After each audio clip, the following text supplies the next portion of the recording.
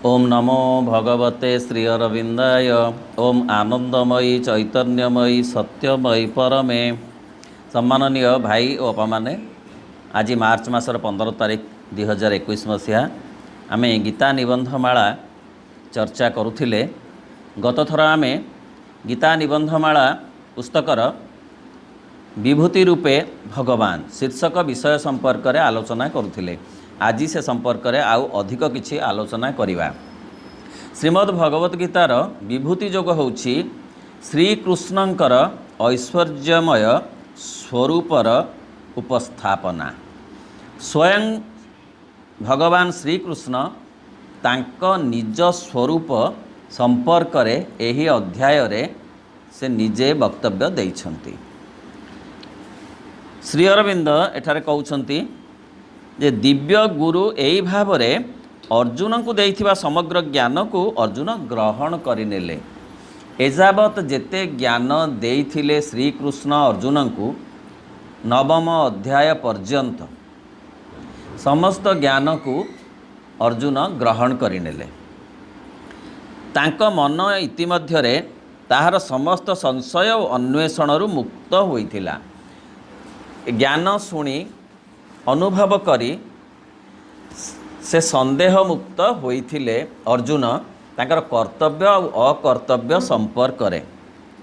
तांकर हृदय वर्तमान संसारर बाह्य दिग और ताहार विभ्रांतकारी दृश्यरु निवृत्त होई ताहार परम अर्थ मूल और आभ्यंतरीण सत्यवस्तुर अभिमुखी होइछि। एजावत अर्जुनंकर स्थिति सत्यमुखी होइछि। अर्थ युद्धरे से जोगदेवा आगरू तांकर जो मानसिकता थिला से मानसिकता बदली जाइछि श्रीकृष्णंकर ज्ञान चर्चा शुणी।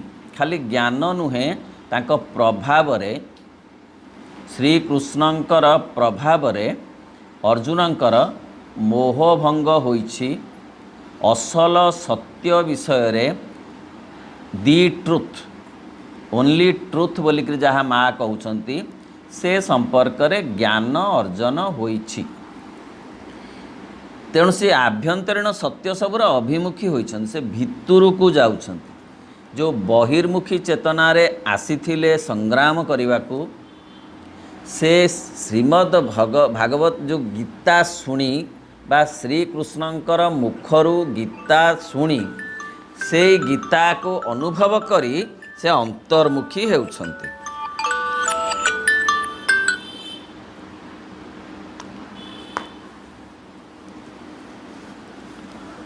संतापरु मुक्त होई केड़े चमत्कार शब्द सबू।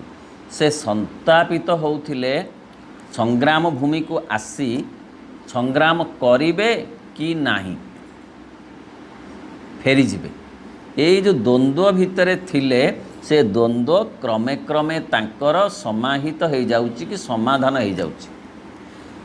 जेतेबेले सुनिले जे आत्मा अमर केही काहाकू मारेनी केवल कर्तव्यर अनुरोध रे आगो को जीवाकू हुए। कर्म एया अकर्म एया विकर्म एया। हे अर्जुन ये सब ज्ञान तुम्हें अर्जन कर। यह एकांत आवश्यक। जीवन एक संग्राम भूमि। केवल यही एक संग्राम नुहे समग्र जीवन गोटे संग्राम भूमि।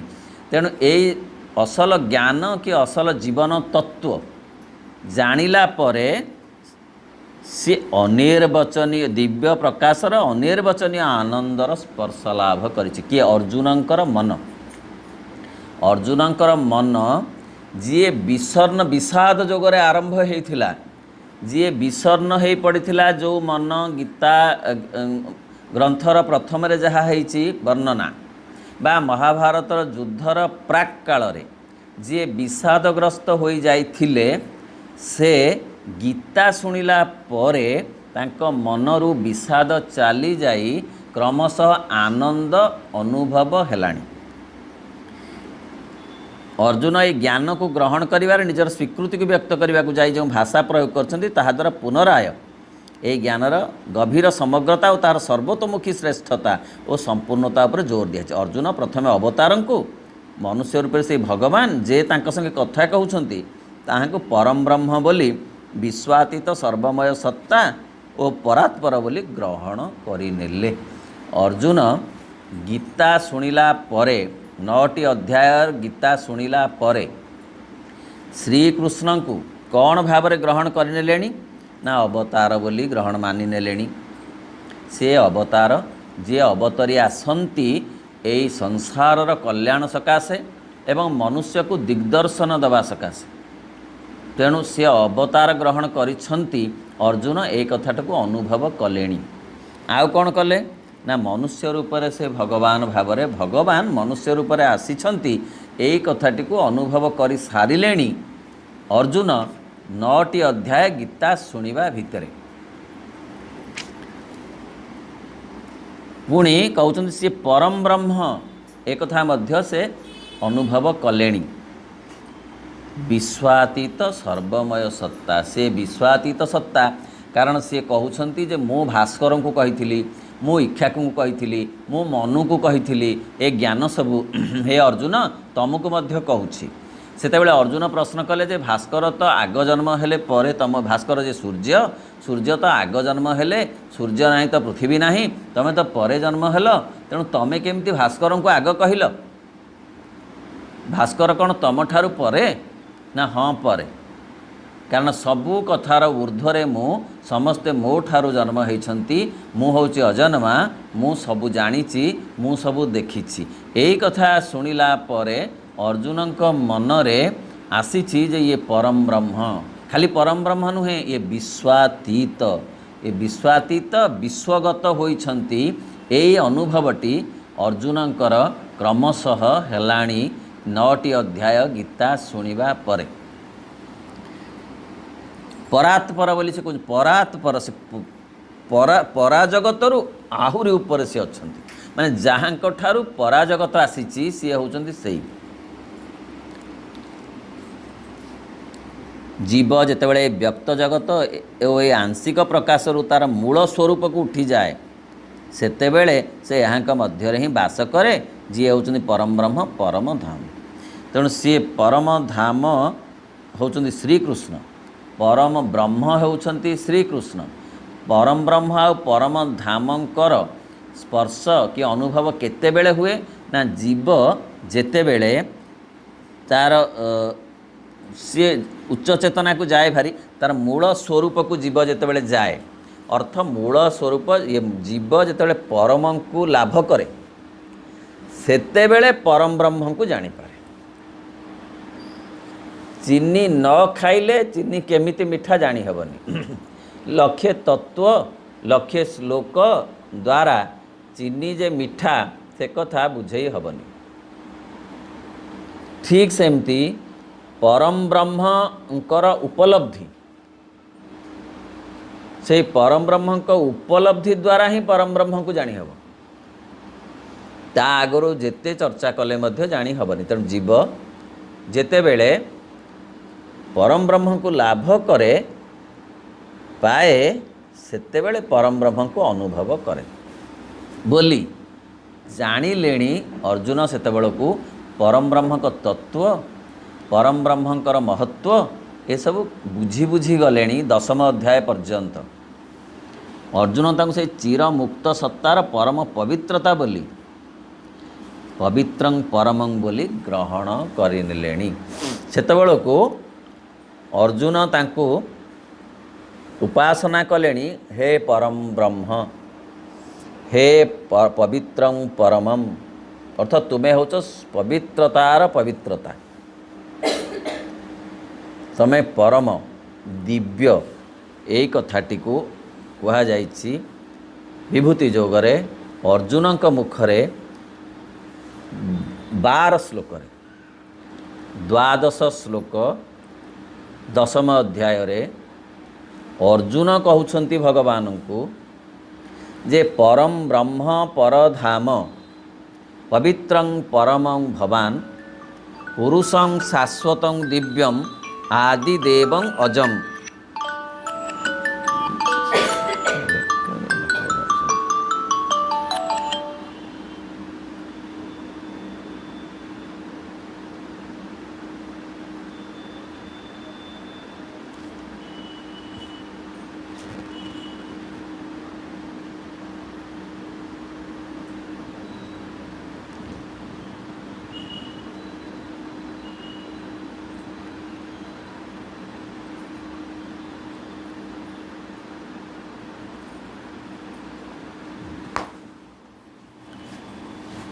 कहले तुमे यही श्लोकटी द्वादश श्लोक जे हे प्रभु तमे परम ब्रह्म परम धाम पवित्रं परमं भवान पुरुषम शाश्वतम दिव्यम आदि देवम अजम विभुम। यही श्लोकटी को एठी श्री अरविंद उल्लेख करिसेंति। अर्जुन कहउछंती हे प्रभु तुमे परम ब्रह्म तुमे परम धाम तुमे पवित्र तुमे परम तुमे नित्य तुमे दिव्य तुमे आदिदेव तमे विभु तमे अजन्म। ए श्लोकटी एते गुड़िए कथा अच्छी जो श्लोकटी को श्री अरविंद एठी खाली अल्प टिकिकर ठारी देइछंती पवित्रं परमं।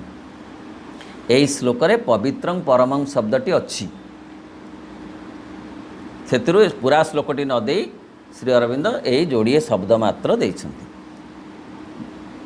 जे सकल वर्णनार नहीं बोली ग्रहण करने अर्जुन श्रीकृष्ण को परम पवित्रम बोली ग्रहण करनेले। अर्जुन तांको से चिर मुक्त सत्तार पवित्रता बोली ग्रहण करनेले जो थे मनुष्य उपनीत हुए निजर अहं सत्ता को आत्मार चिर शांत स्थिर अक्षर निर्विक्तता भितर लोप कर दे। अहंकार को लोप कले जो स्थिति आसे से स्थिति रे अनुभव करी हुए पवित्र परम। अहंकार थिला पर्यंत से परम को अनुभव करी हुए नहीं। जो कथा भागवत लिखाई है मु मले मते तु पाइब अर्थ मु माने अहंकार गले जाइकरी भगवत प्राप्ति हब कि परम को प्राप्ति हब। तापरे से तांकु एकमेव किए से माने अर्जुन कहा को ना श्रीकृष्ण को कौन बोली कहते एकमेव एकम एव केवल एक दुई नु एक प्रभु तमे एक तमे जल रे तमे स्थल रे तमे आकाश रे तमे अंतरिक्ष रे तमे वृक्ष रे तमे लता रे मु एया जानिली बोली अर्जुन कहउछंती श्रीकृष्ण को जे एकमेव आउ कौन ना शाश्वत शाश्वत माने चिरंतन सनातन दिव्य पुरुष बोली ग्रहण करने पुरुषम शाश्वतम दिव्यम बोली अर्जुन कहिले श्रीमद् भगवत गीता रे 10म अध्याय रे से श्लोक रे से 12 श्लोक रे मु आउ थरे पढुची परम ब्रह्म परम धाम पवित्रं परमं भवान पुरुषम शाश्वतम दिव्यम हैला पुरुषम शाश्वतम दिव्यम। ए श्लोकर अंशटा ये श्री अरविंद देइछन्ति आमे पूरा श्लोकटा आमे आवृत्ति करुछे आदिदेवं अजं तमे आदिदेव तुमे अजन्मा। तेणु तांकु अर्जुन ग्रहण करनेले एई भाव तांकरी मध्य से आदिदेवं को उपलब्धि कले से अजात पुरुषंकर स्तवगान कले जे कि सारा विश्वर सर्वव्यापी अंतर्जामी आत्म प्रसारी प्रभु आदि देवं अजम विभुम ता अर्थ से अर्जुन तांकु ग्रहण कले केमती ना सी होचंदी सारा विश्व सर्वव्यापी एक आउ कौन ना अंतर्जामी दुई आत्म प्रसारी प्रभु ये हूँ असल तत्व आत्म प्रसारी सृष्टि से करना से निजे प्रसारित होती निजको निजे प्रसारित हो जाइछन्ति निजे निजको प्रसार करी होइछन्ति से नदी समुद्र आकाश जंगल सब से निजे होइछन्ति सृष्टि करिकरी कोठी अलगा बसी नाहंती। कुंभार जेमती माठिया गढ़ी देकी ता घरे थाए बाहर माठिया थोई थाए सेमिति नुह से माठिया हेइचन्ति कुंभार माठिया हुएनी कुंभार माठिया हुएनी ମାଠିଆ ନାହିଁ ସରିଯାଇଛି, ଆଉ ଗୋଟିଏ ମାଠିଆ ରହୁଛି ତାଙ୍କର, ଯାହାଙ୍କର କ'ଣ ଗୋଟେ ଶୁଭ କାର୍ଯ୍ୟ ହେବ, ଗୋଟିଏ ମାଠିଆ ଆଉ ରହୁଛି ନାହିଁ, ଚାଲ କୁମ୍ଭାରକୁ ନେଇଯିବା, ସେ ମାଠିଆ କାମଟା ଚଳିଯିବ। ହେବନି, କୁମ୍ଭାର ମାଠିଆ ନୁହେଁ। ଆଉ କ'ଣ କରିବା, 100ଟା ମାଠିଆ ଦରକାର, 99 ମିଳିଲା, ଆଉ ନାହିଁ ଗୋଟିଏ, ହେବ କେମିତି କାର୍ଯ୍ୟ, ଶୁଭ କାର୍ଯ୍ୟ? ଉଠେଇ ଆଣ ତାକୁ। କାହାକୁ? କୁମ୍ଭାରକୁ। ନାଇଁ ନାଇଁ, କୁମ୍ଭାର ମାଠିଆ ଗଢ଼ି ଦେଇ ଅଲଗା ଘୁଙ୍ଗୁଡ଼ି ମାରୁଥାଏ, କିନ୍ତୁ ଭଗବାନ ସେଇଆ ନୁହନ୍ତି। ଭଗବାନ ମାଠିଆ ହୁଅନ୍ତି, କୁମ୍ଭାର ବି ହୁଅନ୍ତି, ଚକ ବି ହୁଅନ୍ତି, ମାଟି ବି ହୁଅନ୍ତି, ଆତ୍ମପ୍ରସାରୀ।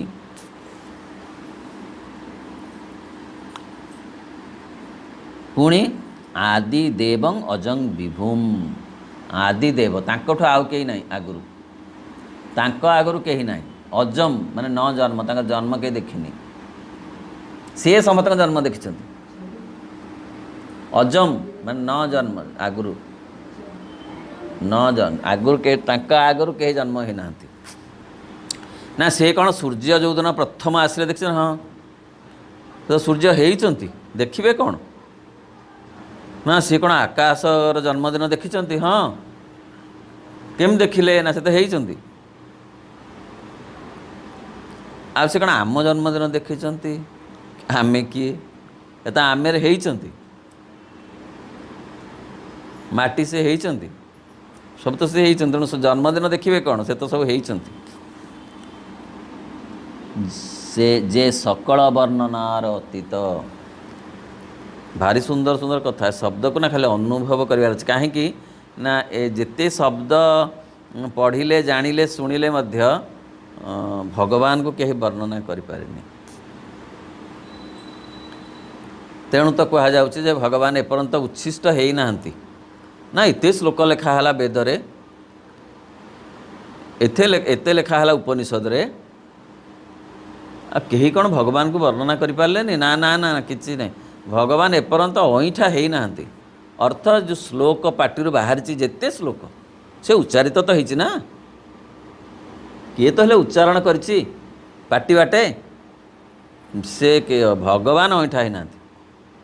ତାମାନେ ଭଗବାନଙ୍କୁ କେହି ଅସଲ ଭାବରେ ବର୍ଣ୍ଣନା ଏପର୍ଯ୍ୟନ୍ତ କରିପାରି ନାହାନ୍ତି। ଗୀତା ହଉ, ଭାଗବତ ହଉ, ବେଦ ହଉ, ଉପନିଷଦ ହଉ, ସିଏ ବର୍ଣ୍ଣନାର ଅତୀତ। ତାଙ୍କୁ କେହି ବର୍ଣ୍ଣନା କରିପାରିବେ, ତାଙ୍କ ରୂପ ବର୍ଣ୍ଣନା କରିପାରିବେନି, ତାଙ୍କ ଗୁଣ ବି ବର୍ଣ୍ଣନା କରିପାରିବେନି, ତାଙ୍କ କାର୍ଯ୍ୟ ବି ବର୍ଣ୍ଣନା କରିପାରିବେ ନାହିଁ, ତାଙ୍କ ଭାବ ବି ବର୍ଣ୍ଣନା କରିପାରିବେ ନାହିଁ। ସତେ କ'ଣ ସିଏ? କ'ଣ ମଣିଷ ବର୍ଣ୍ଣନା କରି କରି କରି କରି ତାଙ୍କୁ ନୀଳ ମେଘ ସହିତ ତୁଳନା କରିଦେଲା। ନହେଲେ ଅତସୀ କୁସୁମ ସମ, ଏ ପେଶୁ ଫୁଲ,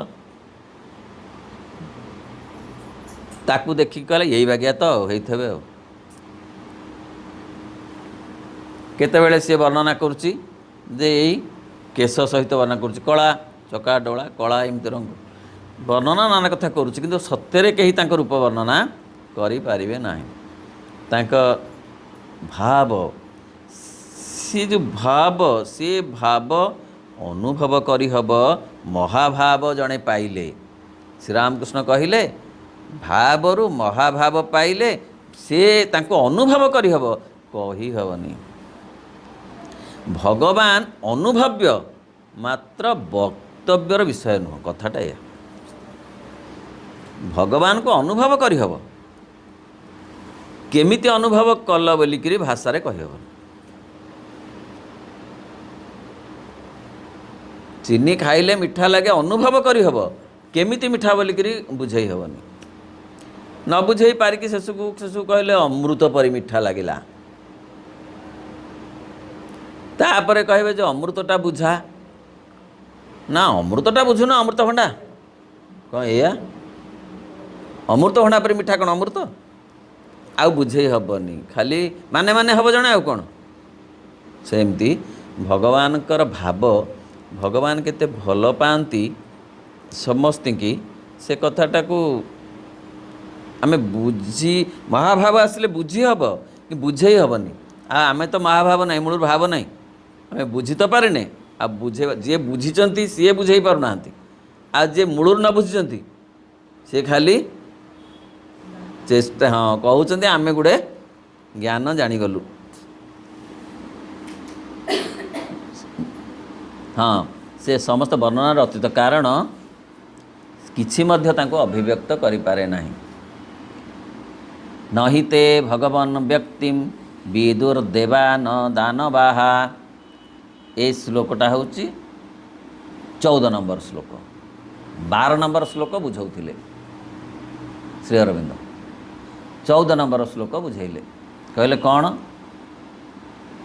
ना सर्वमेत द्रुतं मन्ये जन्मावदसि केशव नहि ते भगवान व्यक्तिम विदुर्देवान दानवाहा। अर्थ तार कौन ना हे केशव तुमे मते जहाँ जहाँ कहिछ से सब सत्य बोली मु मने करुछि मु बुझिलेनी तुम सब सत्य कहूच ठीक कारण हे भगवान कि देवता कि दानव केही मध्य तुमर आविर्भाव तत्व जानती ना। ए श्लोकर अर्थटा या श्री अरविंद से श्लोकटा को दे बुझेबे किए कहउछन कथा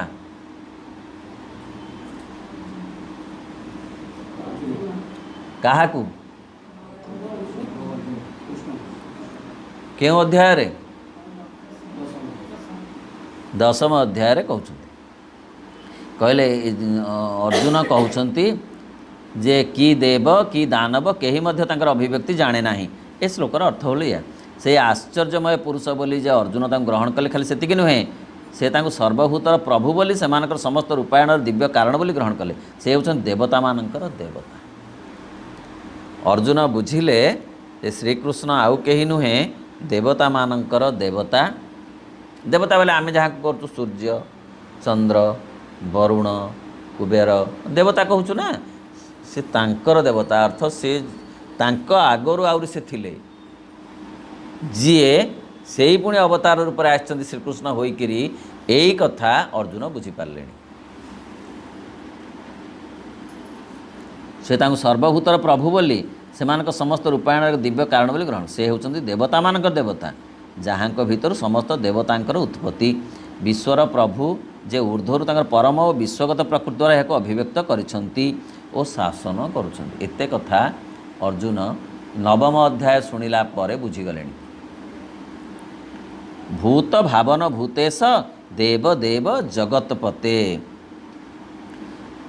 कहले तमें होच भूत भावन सबू तमें जगतपति शेषे से आम अंतर बाहर अवस्थित वासुदेव बोली ग्रहण कले जे विश्वव्यापी सर्वत्र विराजित सर्वसंगठनकारी विभूति द्वारा एठार सबकिछि होइछंती। ए कथाटी को देखिबा सी कहले कौन एतोळु बुझिलेनी श्रीकृष्ण किए ना देवतांकर देवता देवता देवता कारण जहाँ के भीतर सब देवता उत्पत्ति होइछंती। आउ कौन बुझिले ना विश्वर प्रभु विश्वर मालिक से समग्र जगत सबू कथार दायित्व से नहीं मालिक बोले दायित्व जे निए ए कंपानीर मालिक अर्थ कौन खाली कौन लोट गणिब अर्थ ता दायित्व से अच्छी जेकोसी गोटे कंपानीर असुविधा हम क्या आसब मालिक उपर गाड़ी गोटे असुविधा है क्या आसब नोटिस ड्राइवर को आसबनी मालिक को आसब तेणु विश्वर जे मालिक सबूर जे दायित्व नहीं ना मालिक हेले केमती चढ़ईर दायित्व नेले असरपार पिंपुड़ीर मनुष्यर हाथीर का सतर केम दायित्व आमर देश आम सीना केतुटा जाचे केतुटा प्राणी ना जाचे केतुटा गछर ना जाचे केतुटा वस्तुर ना जाचे पृथ्वी जगह केते जीव जंतु आम कौन जाचे केते गछपत्र आम जाचे सबूर तालिका जहाँ पाखे अच्छी खाली तालिका नुहे गोटे कंपानीर मालिक पाखे सब तालिका हुए तो अच्छी ये विभाग में केते 18 जन से विभाग केते करते 28 जन से विभाग केते 7 जन तालिका हेल्ले कौन मालिक हो दायित्व नुहे कार कौन है कार एक्सीडेंट है कार कौन है कार भल सब मालिक जीव ना नहीं ताले मालिक दायित्व नहीं बोली जाऊँ ना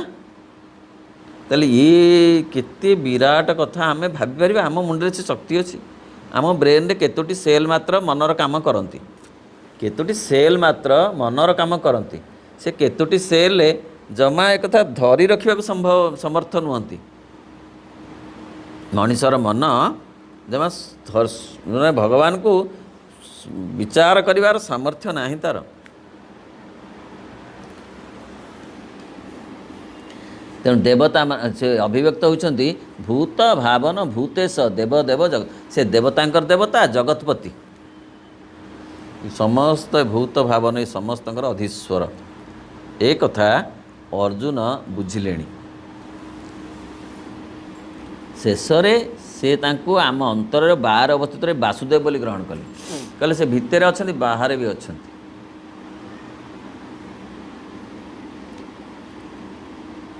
कारण से विश्वव्यापी सर्वत्र विराजित सर्वसंगठनकारी विभूति द्वारा से अच्छा तापरे 16 नंबर श्लोक को प्रभु आसिले 14 नंबर श्लोक सारिकी कहले कौन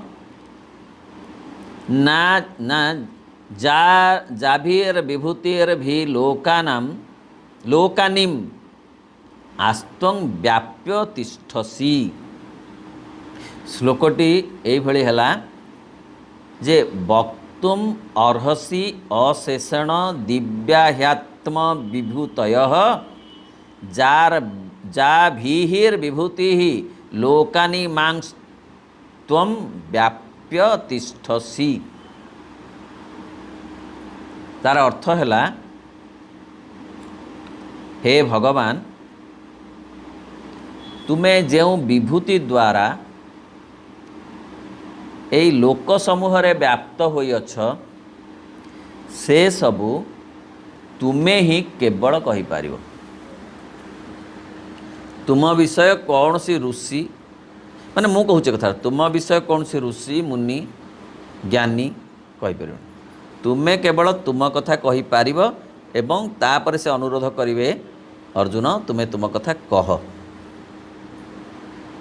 मु तो एतिकी अनुभव टिके कली एणिकी जो विभूति माने जो ऐश्वर्य तुमर विछुरित होइछि चारिआडे तुमर निजर ऐश्वर्य कथा तमें कह तम मुहरे तमें कह आउ केही कहि पारिबे नाही अर्जुन निज हृदयर भक्ति संकल्पर आनुगत्य और बुद्धिर विचार सहित सत्य को ग्रहण कर से यही स्थान रही और ये आत्मसमर्पण सहित भगवान को जंत्र रूपे कर्म करने को इति भितर प्रस्तुत हो सारे एणिकी जो कर्म को से मना करुथिले संग्राम से आस्ते आस्ते प्रस्तुत हो गले संग्राम करने को कारण से बुझिले संग्रामर महत्व एवं जगतर महत्व जीवनर महत्व तथा जीवन में संग्रामर भूमिका सब बुझीगले से ज्ञान रही ये आत्मसमर्पण जंत्र रूपे कर इतिमध्य प्रस्तुत होती किंतु एक गभीर अविच्छिन्न आध्यात्मिक उपलब्धि हृदय संकल्प आकांक्षा जागृत हो कहले हाँ से कथा उपदेश मु बुझिली जे संग्राम मोर करवा उचित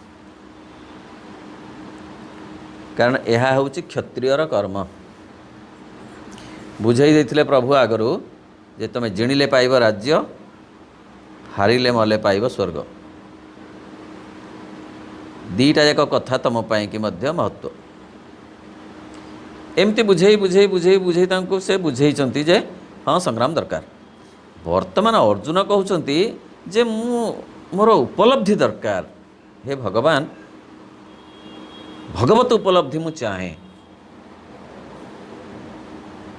कर्तव्य बुझिली मोर यह करवा उचित बुझीगली किंतु एतिक मो मन बुझू नहीं मोर दरकार उपलब्धि भगवत उपलब्धि किंतु यह एपरी एक सत्य जहाँ केवल परम पुरुष निकट में निजर आत्मज्ञान प्रत्यक्ष हुए कारण अर्जुन कही उठले हे पुरुषोत्तम केवल आपण ही आपण को आपण द्वारा जानती आत्मानाम आत्मनम बेत्थ यही श्लोक अच्छे गीतार श्लोक को से उद्धार कर श्री अरविंद कहते आपण तो आपण को जानती आपण आपण कथा कहतु न जानी लोक पचार लाभ कौन यह एपरि एक ज्ञान जहाँ प्राप्त हुए केवल आध्यात्मिक तादात्म्य द्वारा जी आपण को पूरा भाव में अनुभव करिछि सी कह सी भी तो कहबार से कहले शब्द कहीहबनी तेना आपण आपण को अनुभव कर माँ किए श्री अरविंद केवल जानते कौ स्तर आसचंती कौन पाई आसचंती किए ही कह केते के श्री अरविंद किए किए कहीपर किए कह कवि किए कह राजनीतिज्ञ किए कह सी बड़ दार्शनिक किए कह महायोगी किए कह शिक्षाविद किए कह अमुक पुओ समुक नाती कहीं जानती ना केवल माँ जानती सी किए कौठू से आसचंती कहीं आसचंती जो कि जड़े कहले प्रभु मु आपणकर जीवनी लिखा चाहूँ प्रभु कहले कौन मो जीवन लिख कि तो मो जीवन में सेमती ना बाहर ये केतुटा कथा तो सरजीव 2 पेज रे जीवनी कौन लिख मोर जीवनी लिखला भाया किसी कथा ना माने लिखी हेनी कारण मोर सब भीतर कथा गुड़ा लिख कौन अर्थ मु कौठू आसी किए लिख मु कौठू आसिली से मु कौठू आसिली कहीं आसिली कौन कली कौन करुच्ची कौन करने को चाहूँगी एगुड़ा से कौन लिख ये कौतरे गली कारा कहानी आउ थोड़े ताको टिपी दब सी कौन मोर जीवनी से किए जानी प्रभु को सेमती से कहले जे आत्मना आत्मान व्यथ आपण आपण को जानती तेणु आपण आपण कथा कहतु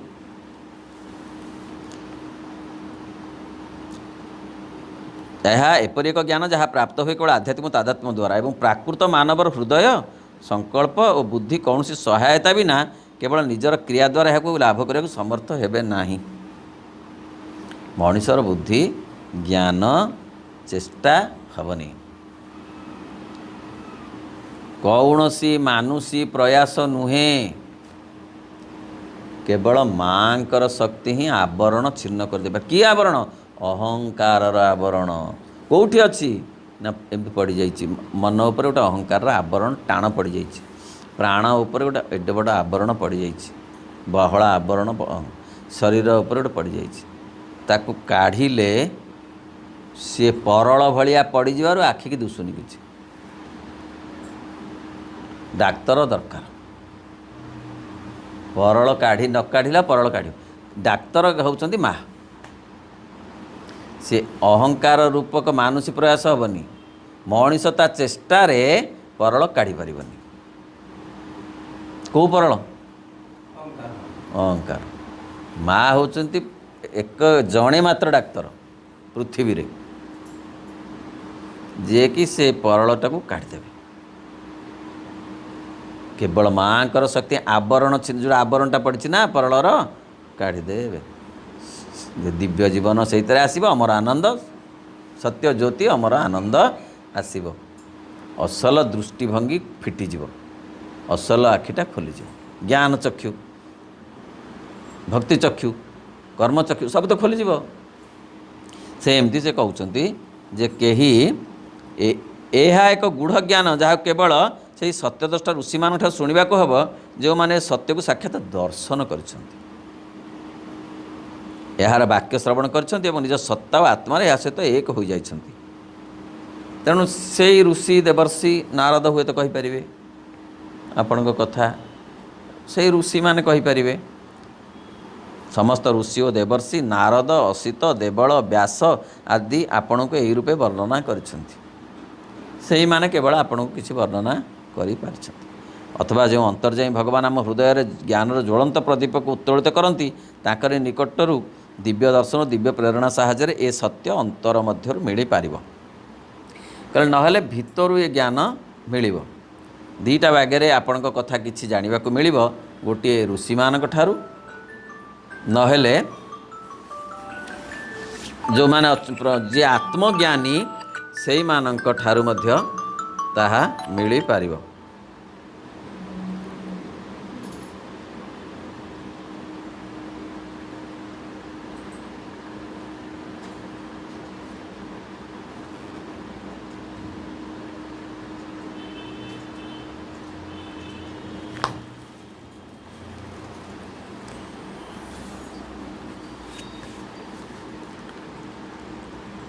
ଦୁଇ ପ୍ରକାର ମିଳିବ ଜ୍ଞାନ, ଗୋଟେ ଆତ୍ମଜ୍ଞାନରୁ ନହେଲେ ଋଷି ଦେବର୍ଷି ଏଇମାନଙ୍କ ଠାରୁ।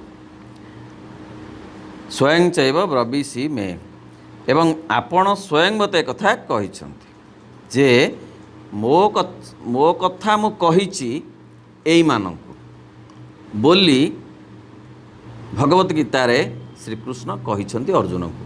ତେଣୁ ଅର୍ଜୁନ କହୁଛନ୍ତି ଏଇମାନେ କେବଳ କହିପାରିବେ କାରଣ ଆପଣ ଏମାନଙ୍କୁ କହିଛନ୍ତି, ନହେଲେ ଯେଉଁମାନେ ଆତ୍ମଜ୍ଞାନ ଅର୍ଜନ କରିଛନ୍ତି ସେଇମାନେ କେବଳ ତାକୁ କହିପାରିବେ। ମୁଁ ଆତ୍ମଜ୍ଞାନ ଅର୍ଜନ କରିନି କି ସେଇମାନଙ୍କ ଠାରୁ ଶୁଣିବାର ସୁଯୋଗ ମୁଁ ପାଇନି, ଅତଏବ ଆପଣ ଆପଣଙ୍କ କଥା ନିଜେ କହନ୍ତୁ। ଥରେ ଏ ସତ୍ୟ ପ୍ରକଟିତ ହେଲେ ମନର ସମ୍ମତି, ଇଚ୍ଛାର ସ୍ୱୀକୃତି ଏବଂ ହୃଦୟର ଆନନ୍ଦ ଓ ଆନୁଗତ୍ୟ ସହ ଏହାକୁ ଗ୍ରହଣ କରିନେବାକୁ ହେବ।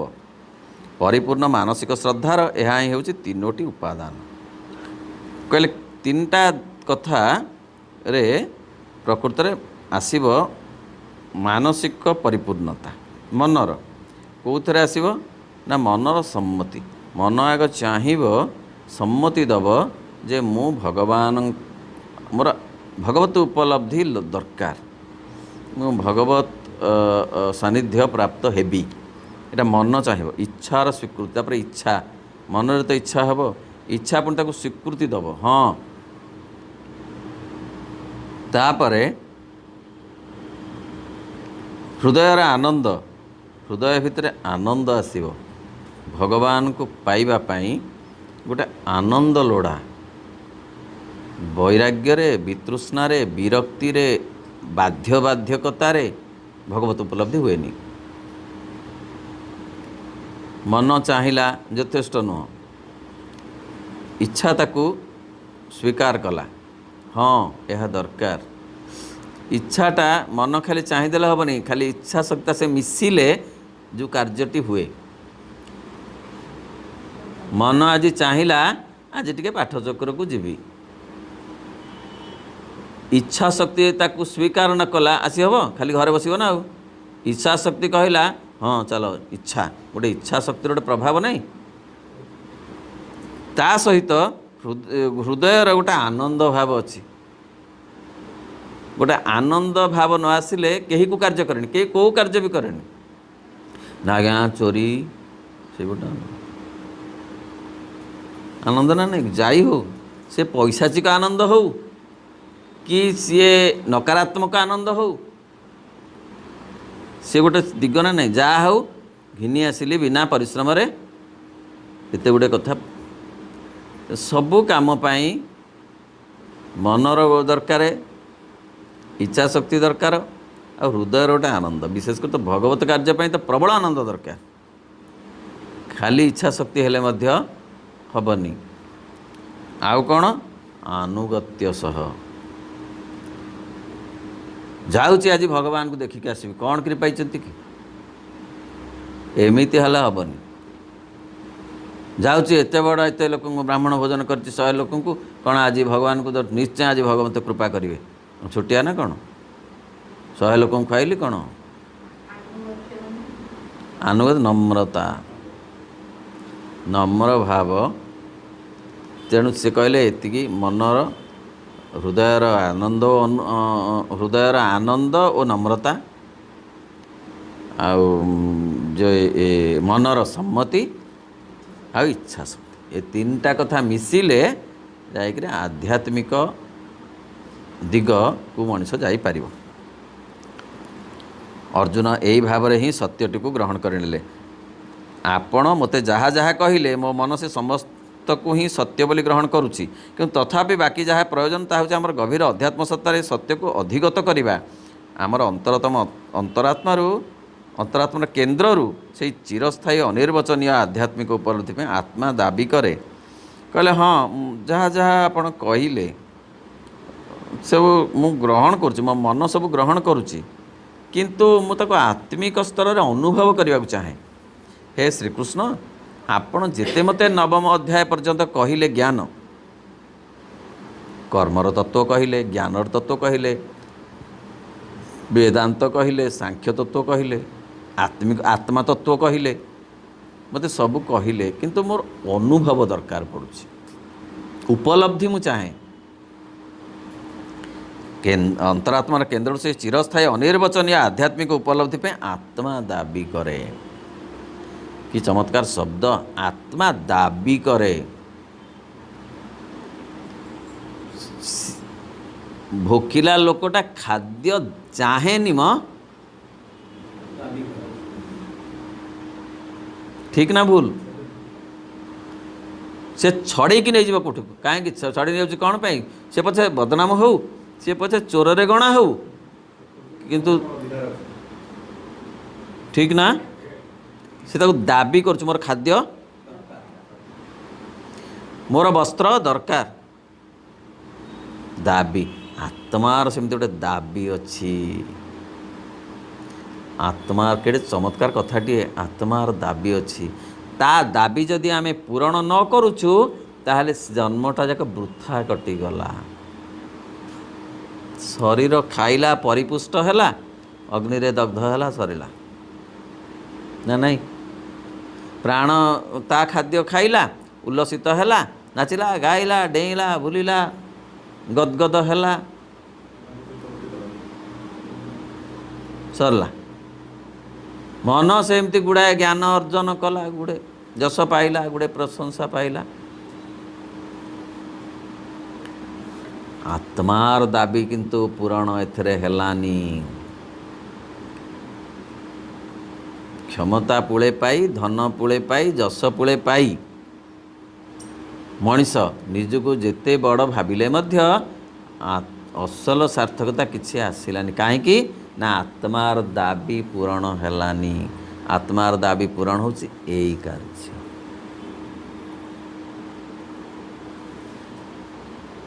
एतिकी बेसी लोक आसबेनी, आसवा उचित भी नुह। बाबाजी महाराज बही पढ़ा होता से कहले जमा आसवा उचित नुह, कारण भाई को अपात्र रे जमा भगवत्ता पढ़ा को चाहेनी। जमा नुहे माँ देवी माँ कहते जमा पाठ्यक्रम बेस लोक आसबे, आसवा दरकार नहीं। आमर संख्या दरकार नहीं, प्रचार दरकार नहीं, प्रचार दरकार। प्रचार अच्छी कि कहीं अन्य संस्थार केते प्रचार। एटी केही क्या डाकी आनी दिने कहले आज्ञा आनिले हम साई पड़ोसी को बंधुबांधव को डाकी भिड़िकी ये बसैले तापरथर को आसबे आउ न आसती। जमा नुहे आत्मार दाबी को शुणा सौभाग्यर कथा।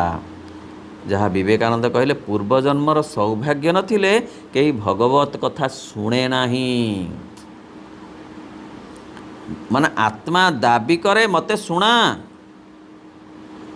मते शुणा, मते जना, मोर खाद्य दरकार। माँ कहले फूड ऑफ द सोल।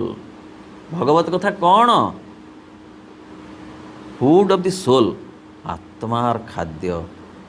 एमती 90 वर्ष क्षमता 80 वर्ष बंची की कथा? आत्मा तो खाद्य पाइलानी, उपास भोकिला ही पड़ी सी आसला दिन जे केते लोक कहती है कौन कर्म कर, सब तो कर्म कले फल कौन मिल से वर्क इज वर्शिप। अरे work with God is worship. से विथ गॉड छाड़ देकरी खाली वर्क इज। सकाळु दौड़िले जिते जे दौड़ुची ना ओह ता घरे भी तो कहते यहाँ हूँ कौन कौन कौन वीर ना कौन हाँ कर्तिकर्मा। हाँ देखु ना घड़ी खाइबा बेला अच्छी ठियारे कौन खाईदे पुणी गले आ गोटे प्लट किना हे कौन हम कि चली। अपा हसिले दौड़ुंट दौड़ुंट बोले बेल ही ना औषध खाया बेल हम।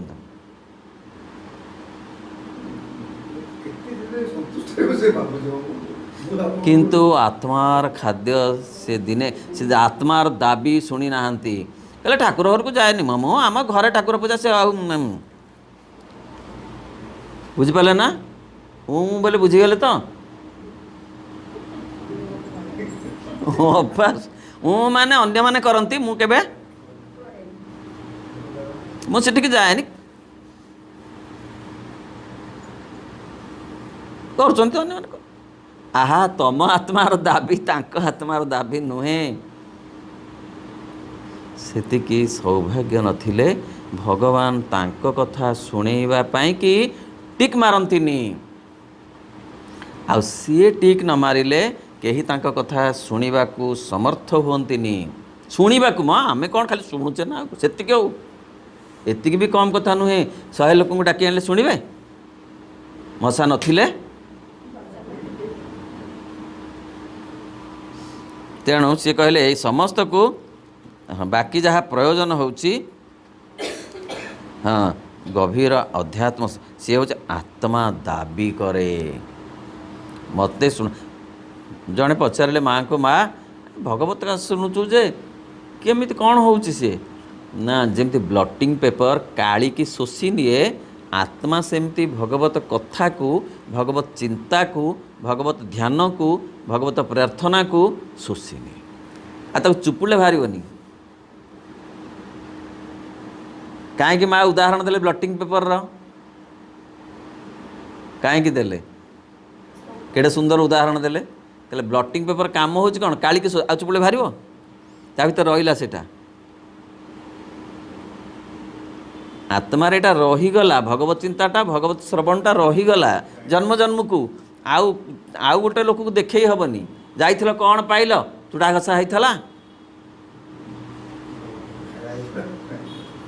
हाँ नाई कहीं जाऊच ना के जानी जानू न जाऊच ना से हूँ कथा जानी जाऊँ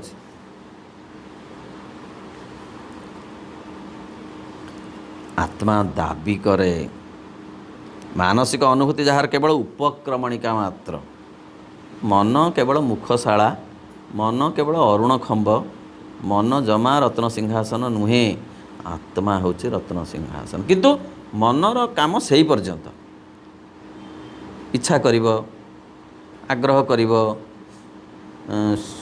सम्मति दब नहेले कौन मनीष आसपार कथा शुणा जानवा जो अध्यात्म उपलब्धि बिना शाश्वत सहित मिलन आदौ संभव नुहे तेणु अध्यात्म उपलब्धि करने को आत्मा दाबी करे कहले मते मोर खाद्य दे आत्मा मागुची सदा बेले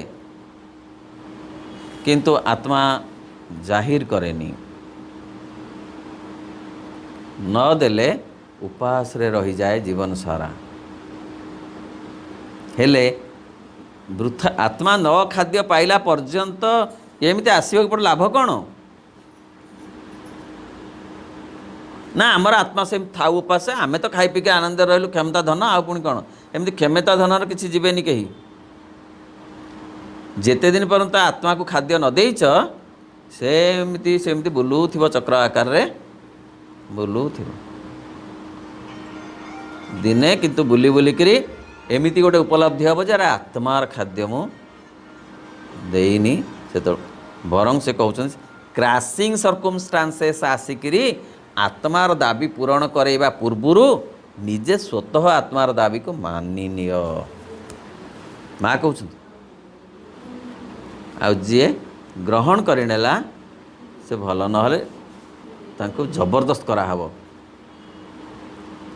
वर्तमान से उपलब्धिर मार्ग रे पहुँचवा मार्ग अर्जुन को कहुई जो सब महान स्वतः सिद्ध दिव्य तत्व रही सेगुड़िक केबेहेले मन को विभ्रांत करती नहीं मन परम ईश्वर संबंध में धारणा प्रति अक्षर आत्मार अनुभूति प्रति अंतरस्थ भगवत सत्तांकर साक्षात प्रत्यक्ष प्रति और चैतन्यमय विश्वपुरुषों संस्पर्श प्रति निजक उन्मुक्त करें तेणु मन वर्तमान कहला जे केमिति आध्यात्मिक उपलब्धि हम ना मन बाट दे हम मन करनी माने मन ये दुआरटा खोलदेव तुम्हें जीव आउ भितर को कुआड़े बोले कुआड़े मनर काम हो सी तुमको कबाटा को खोलीदेव किंतु कबाट खोलिक सियाड़ की नबनी कह एणिकी तो आप निजे आउ सियाड़ की जावाक पड़ो प्राण हाथ में कबाट खोलार सामर्थ्य नहीं शरीर तो आदम जानी कबाट कौटी अच्छी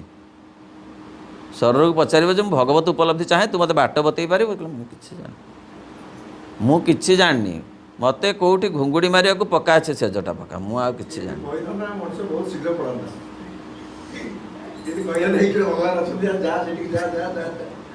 ତେଣୁ ସେ ଜମା ଜାଣିନି ବାଟ।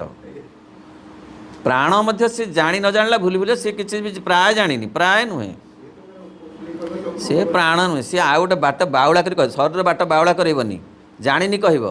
ଇଏ କହିବ ମନ୍ଦିରକୁ ଆସିଲେ ସେଇଟା ବୁଲେଇ ଦେବ। କିଏ? ପ୍ରାଣ। କେବଳ ମନ ତାର ଟିକେ କ୍ଷମତା ଅଛି, ସେ କହିଦେବ ଯେ ଏଇପଟେ ଗଲେ କବାଟଟା ଏଇଠି ଅଛି, କୁଆଡ଼ିକି? ଭଗବାନ କାଡ଼ିକି। ତେଣୁ ମନ ପରମ ଈଶ୍ୱରଙ୍କ ସମ୍ବନ୍ଧରେ ଧାରଣା ପ୍ରତି, ଅକ୍ଷର ଆତ୍ମାର, ଅକ୍ଷର ମାନେ ଯେଉଁ ସରୁନି ଯେଉଁଟା, ଆତ୍ମାର ଅନୁଭୂତି ପ୍ରତି, ଅନ୍ତରସ୍ଥ ଭଗବତ ସତ୍ତାଙ୍କର ସାକ୍ଷାତ ପ୍ରତ୍ୟକ୍ଷ ପ୍ରତି, ଆଉ ଚୈତନ୍ୟମୟ ବିଶ୍ୱପୁରୁଷଙ୍କ ସଂସ୍ପର୍ଶ ପ୍ରତି ନିଜକୁ ଉନ୍ମୁକ୍ତ କରିପାରେ। କାହିଁକିନା ମନ ବାଟ ଦେଇକି ଆମେ ଯିବୁ, ଆଉ ବାଟ ନାହିଁ ଆମକୁ। ରାସ୍ତାଟା ମନ, କିନ୍ତୁ ମନଟା ନିଜେ ଗନ୍ତବ୍ୟସ୍ଥଳ ନୁହଁ। ପୁରୀ ରୋଡ଼ଟା ପଡ଼ିଛି ଜଗନ୍ନାଥ ମନ୍ଦିରକୁ ବୋଲି ଏ ରୋଡ଼ଟା ଜଗନ୍ନାଥ ମନ୍ଦିର କି? ତେଣୁ ମନ ବାଟ ଦେଇକରି ଏ ରୋଡ଼ ବାଟ ଦେଇ ଆମେ ଯିବୁ।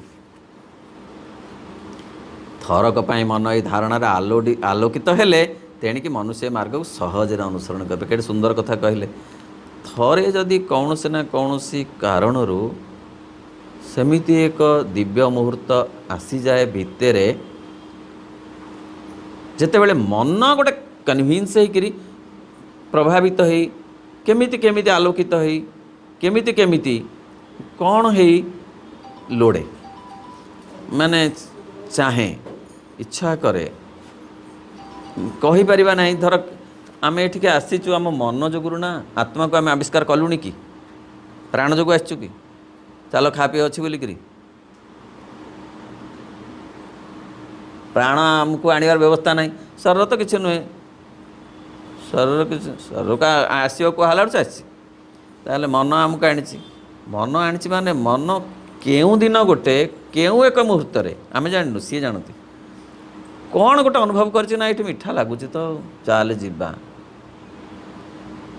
ମନ ହିଁ କନଭିନ୍ସ ହେଇଛି ଏଠିକି ଆସିବା ପାଇଁ, କନଭିନ୍ସ କରିଛି ପ୍ରାଣକୁ, କନଭିନ୍ସ କରିଛି ଶରୀରକୁ।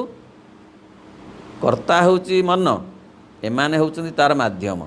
ଚାଲ ଯିବା ବୋଲି ମନ ଡାକିଛି ଶରୀରକୁ ଆଉ ପ୍ରାଣକୁ। ଏବଂ ସାଧାରଣ ବିଶ୍ୱ ମନ ଥରକ ପାଇଁ ମନ ଯଦି ଧାରଣାରେ ଆଲୋକିତ ହେଲେ ତେଣିକି ମନୁଷ୍ୟ ମାର୍ଗକୁ ସହଜରେ ଅନୁସରଣ କରିପାରେ। ଆଉ ଭଲ ଲାଗିବନି ତାକୁ ଯଦି ସେ ବାଗ ନ ଦେବ। ସେ ଥରେ ସେ ପାଇଛି ତ ମିଠାଟା, କିଏ? ମନ ବି ଆଉ ସବୁ କଥା, ତୁମ କଥା ବି ନା ଆଉ ସବୁ କଥା ଲାଗୁଛି ଅଲଣା ମୋତେ, ଆଉ ସବୁ ଭଲ ଲାଗୁନି। କେବଳ କିଏ କହନ୍ତା ତୁମ କଥା ମୋତେ କହନ୍ତା କିଏ ସେ ଦିବସ ରଜନୀ ସାରା, ତୁମ ଛବି ମୋର ନୟନେ ନାଚନ୍ତା, କି ବରଷା କି ବା ଖରା, ମୁଁ ତମ କଥା ଶୁଣନ୍ତି ମୋତେ ସାର୍ଥକ ଲାଗନ୍ତା। ଏ ଘଣ୍ଟେ 2 ଘଣ୍ଟା ମୁଁ ଶୁଣିଲେ ମୋତେ ସାର୍ଥକ ଲାଗିଲା, ବଢ଼ିଆ ଲାଗିଲା, ବଢ଼ିଆ। ଆଉ ମୋତେ ଏଇ ଘଣ୍ଟାକୁ ଆଉ ଗୋଟେ କାମରେ ଲାଗିଥିଲେ ମୋତେ ଏତେ ଭଲ ଲାଗିନଥାନ୍ତା। ଏଇ କଥାଟା ଯେଉଁ ଅନୁଭବ, ଏଇ ଅନୁଭବଟା ମନର ଅନୁଭବ, ଆତ୍ମାର ନୁହେଁ। କିନ୍ତୁ ଏଇଟା ମାର୍ଗ, ଏଇଟା ବାଟ। ଏବଂ ସାଧାରଣ ମାନସିକ ଅନୁଭୂତି ସବୁକୁ ଅତିକ୍ରମ କରିବା ପ୍ରଥମରେ ଯେତେ କଷ୍ଟସାଧ୍ୟ ହେଲେ ବି ଶେଷରେ ସେସବୁ ମୂଳ ସତ୍ୟର ସ୍ୱାନୁଭାବରେ ପହଞ୍ଚିଯାଇବେ। ପ୍ରଥମରେ ଭାରି କଷ୍ଟ ହେବ, କାରଣ ମନ ଚାହିଁଲେ ମଧ୍ୟ ତା ଭିତରେ ମନର ପୁଣି 2 ପ୍ରକାର ଅଛି ତ। ଗୋଟେ ନିମ୍ନ ମନ, ଉଚ୍ଚ ମନ ଚାହିଁବ, ନିମ୍ନ ମନ ତାକୁ ଟାଣିବ। ବିରୋଧୀ ଶକ୍ତି ଅନେକ ଆସିବେ ନ କରେଇ ଦେବା ପାଇଁ, ସ୍ୱାଭାବିକ ବାଧାବିଘ୍ନ ଆସିବ। ଭଗବତ କାର୍ଯ୍ୟରେ ଶ୍ରବଣ ବି ଗୋଟେ ଭଗବତ କାର୍ଯ୍ୟ, ମନନ ବି ଗୋଟେ ଭଗବତ କାର୍ଯ୍ୟ, ପ୍ରାର୍ଥନା ବି ଗୋଟେ ଭଗବତ କାର୍ଯ୍ୟ, ଧ୍ୟାନ ବି ଗୋଟେ ଭଗବତ କାର୍ଯ୍ୟ। ଏବଂ ଏଇସବୁ ଯଦି ଭଗବତ କାର୍ଯ୍ୟ ଭାବି ଅଫିସ୍ କାମ, ସେ ଭଗବତ କାର୍ଯ୍ୟ। କିନ୍ତୁ ଭଗବାନଙ୍କ କାର୍ଯ୍ୟ ଭାବିକି ଯାହା କରାଯିବ ତେବେ ବାଧାବିଘ୍ନ ଆସିବ। ତାକୁ ଅତିକ୍ରମ କରିବାକୁ ପଡ଼ିବ, ଅତିକ୍ରମ କରିବାକୁ ପଡ଼ିବ। କାହିଁକିନା ପ୍ରାଥମିକ ସ୍ତରରେ ହେବ। କାହିଁକିନା ଯେମିତି ଧ୍ରୁବ ତପସ୍ୟା କଲେ କେତେ ବାଧାବିଘ୍ନ ଆସିଲା, ଅତିକ୍ରମ କଲେ ବୋଲି ତ। तेणु से कहले कष्ट साध्य शेष से मूल सत्यर स्वानुभव पहुँची हे जो सत्य सब आमर सत्ता तथा सर्वभूतर सत्तार पश्चात विद्यमान रही आत्मना आत्मान यहीपरि दृढ़ता द्रुतता सह करा जाई पारे कारण यही सब विषय थरे धारणा भीतर को आसीगला दिव्य सत्य भाव स्पष्ट हो उठते थरे जदि सी मीठा भाव आसी जाइए भितर से सुकुमार अनुभव टिक आसी जाइए कथार माने तांकर आलोचनार बा तांकर चर्चार गोटे मीठापण अच्छी से मीठा भावटा जब छुई जाइए थरे अंतर भितर को ताहले सियाड़ी बाट फिटिज थरे धारणा आसीगला दिव्य सत्य स्पष्ट टिके छाड़ी हो आमर मानसिक संस्कार भितर एपरी कौन जिनस ना जहाँ भगवान को यही सब उच्च भाव स्वीकार करने दिगरे प्रतिबंधक हम तापर आसीज मन सफा हो तो तेणुक भगवान का आड़ को आउ विशेष प्रतिबंधक आसबनी प्राथमिक अवस्था जितेक प्राथम आसब ना परवर्ती अवस्था आउ आसबनी एत कौन आसबनी प्रतिबंधक प्रकृत में कठिन हो जगतर प्रतीयमान सत्य सब मध्य भगवान को देखा और प्रकृतिर यही वास्तवता भितर और जगतर ये सब छद्म घटना परंपरार मध्य संधान करने कारण एठार सबकि से महान ऐक्य साधक भावर विरोधी श्री अरविंद ये कहते जे ये गोटे बाट यही बाटर ही जावाक पड़ो मन मध्यम मन को बाट करी आत्मा आड़ को जावाक हम गला बेले प्रथमे कष्ट पड़ो तापर आउ बेसी कष्ट पड़ोनी मात्र सबुठ कष्ट होची एठी रहीकरी तांको उपलब्धि करवा दी प्रकार अच्छी ना मन को आश्रय कर पलैबार अच्छी ना से कौन पलैले हेनी कि मन को आश्रय कर लोक वैराग्य ना वैराग्य कौन देहर अच्छी नुह मन को आश्रय करवा मन द्वारा वैराग्य ताले से गोटे बाट एठी रहीकि जो भगवत उपलब्धि से वैराग्य बाट हेनी अनुराग बाट हम वैराग्य ठू एटा कष्ट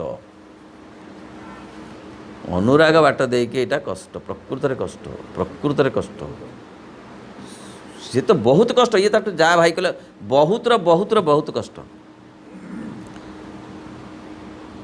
सी मत डाकिनी 15 दिन पर मु फंक्शन कल ताकू निश्चय न डाकिबी उकुतैकरी डाकिदेले कौन सी डाकिनी बोली कौन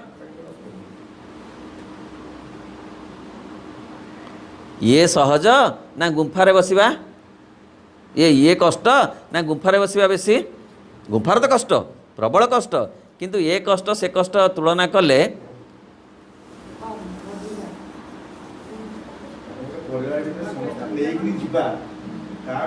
ना ठीक ना भूल सी कौन सी कारण नहीं डाकिदेले कौन 100 लोग तो जाओ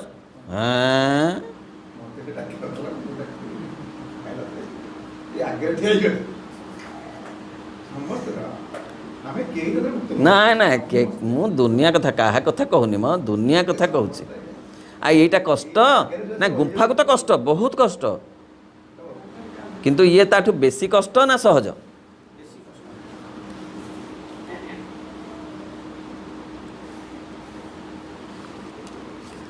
शारदा बैठे हाँ कहले जगत रे सब छद्म घटना पर छद्म घटना ये जब जिते घटना जगत सब छद्म घटना ना